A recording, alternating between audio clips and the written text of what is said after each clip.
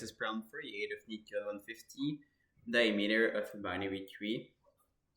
So this is an easy problem, although it is definitely close to be a medium problem. So let's read it together. The diameter of a binary tree is defined as the length of the longest path between any two nodes within the tree. The path does not necessarily have to pass through the root, right? So it is possible that the child has a longest path than a path that starts or that passed through the root. The length between two nodes in a binary tree is the number of edges. So this is an edges, like 1 to 2 is an edge, then 2 to 3 is another edge, then 2 to 5 is another edge. So you can see that between 1 and 5 we actually have three lines, right? So this is a length of 3, so this is why we are returning that the maximum, the diameter it's 3, okay?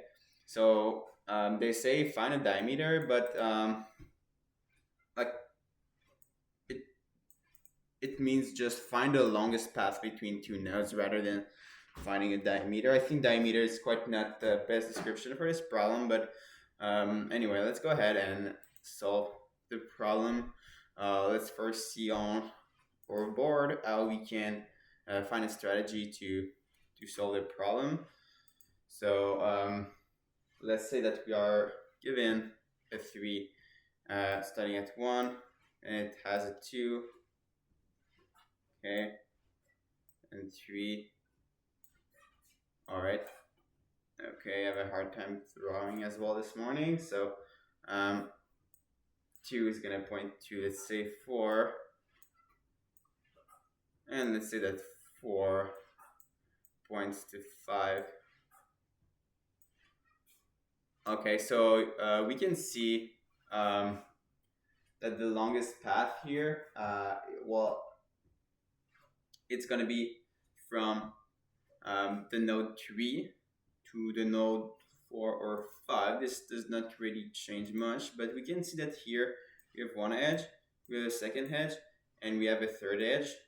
Okay, so this is the longest path, or the diameter as they call it. So all we are going to solve is that we are going to use depth first search and also recursive algorithm to go through every single left and right path, and we are going to basically set a local value, a non-local value. So we are going to set a value that will be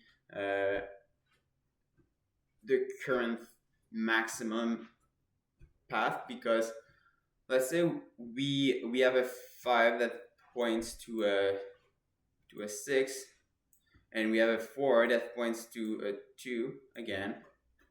Well, from the 2 to the 6, you can see that you have 1, 2, 3, 4 edges, which is the same basically as 1, 2, which is basically the same as the path from 3 to 2. But let's say that we go deeper, and our 2 has now a 3, and our 6 has a 1. Or excuse me. All right, so let's say it has a 1. So you can see that now the distance from the 3 to the other 3 is 1, 2, 3, 4, and 5, but the distance from the 3 and the 1 is 1, 2, 3, 4, 5, 6.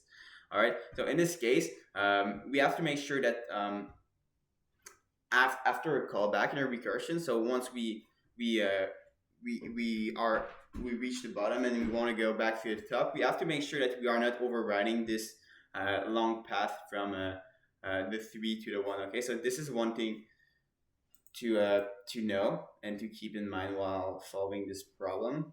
But anyway, let's see how we can solve this. So let's say that for every single node, so starting at node 1, we are going to call recursively their child. So we're going to call childs 2 and childs 3, and for each, so for child 3 we're going to call its child. Now it has no child, but it might. For example, 2 actually has a child, so it's going to call 3 and it's going to call 5. And our clue to know if we have we have no child is basically that we are going to say, well, if the child's at the left or the child's at the right is none, this is going to be equal to 0. So we are gonna return that this value is basically of length 1. So you have 1 here. So this is what we want to set, because we want to keep track of this 4, and we want to ensure that we don't go any further with our 4. So once this is set, we are going to go back to our 2, and now we are going to set 2 basically to the value of its 2 childs. So it's 1, and here 5 it's 1 as well. So you can see that here we have a diameter of 2. So this is how we are going to keep track of this. And we are also going to go back to our 1. And notice that here at the 2, we have to make sure that the 2 we render is going to be 1 plus the maximum of between the 2 path. So that once we are back to the 1 here, we know that to the left we have a path of 2, right? So 2 is going to be equal to 1 plus the max between this and this. And after this, at the 1, we know we have 2 to the left, and here we know that we basically have 1, right? Because once we reach the 3, we notice fast enough that there are no childs, so we are going to return basically 1, which will tell the maximum depth of the right branch. And at the end, we have to also ensure that we have a current value that keeps track of the longest path we've seen so far, the longest diameter. So let's go ahead and solve this. You will see the code might be more intuitive than the explanation on the whiteboard itself. So first we want to create the max. So self.max value. All right, we want to keep it here because we don't want to have a local value that changes at every recursion. So we want to make sure that it stays fixed through the recursions. And now we are going to create our recursive function, and we are doing a depth first search. So let's go ahead and call this function depth first search, and it will take the current. Okay, and what is the current? It will basically be either the root initially, and after this it will basically take the left and right child if they exist. And within this function, if they don't exist, so in this case we are going to say if not here. So if the right or the left child is set to none, we are going to return 0, just like this. And the recursive call goes as follows. We are going to set left basically equals to the depth first search of that current that left, and we are going to set the right equal to the depth first search of that current that's right. Okay. All right, so now if we go back to our 3 here, we know that 1 is going to call first 2, and it's going to call also 3. All right. Now we know that 2 is going to call 4, and it's going to call 5. And now let's say that at the very end of our recursive call, when we are at 4 or at 5, at 4, we know that we are going to call the child to its left and the child to its right. But both are none, right? The 4 value has no child, so we are going to return 0. And after this, once we return 0, uh, we just have to ensure that if we found a longer diameter, we are gonna set that diameter back, okay? Because let's say that we like, let's just take this example. For example, left in and right both are going to be equal to 0. But it is possible that once we reach 2, right, left will be equal to 1 and right will be equal to 1. So it has diameter of 2. So we have to ensure that the value we are setting at the top, to the max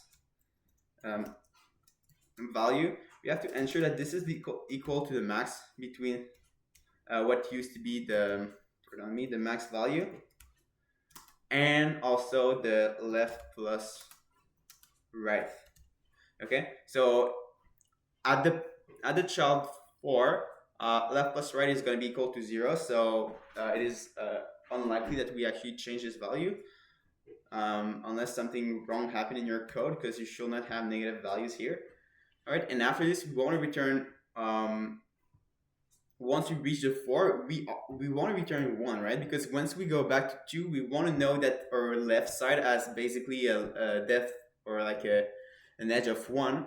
So we are going to do this by returning 1 plus the maximum of left plus the maximum of left and right, sorry. So left and right, okay? And we are doing this because we know that at 1, for example, we are we are going to be at 1. It doesn't really we won't really care about the return, but at 2, let's set the 4 at another depth to its 3. Let's say it has a 2, okay?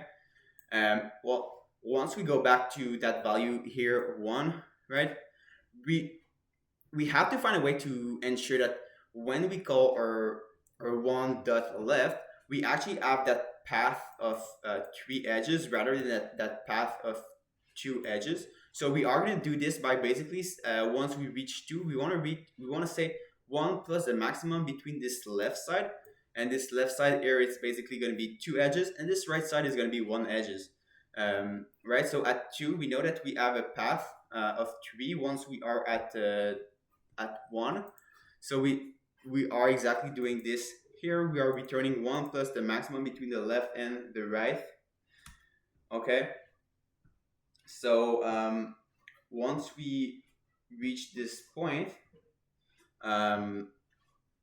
we can actually get out of that depth first search function, and what is left for us to do is to actually call that depth first search function, starting with the root that is given to us in the problem, and then we can return the max value, which will simply be set to the max value every single iteration if it has to be changed. So in this line here, and 19, this is where we are doing this.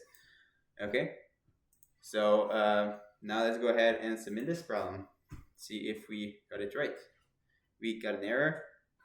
Max value is not defined. Okay, yes, pardon me. So we are using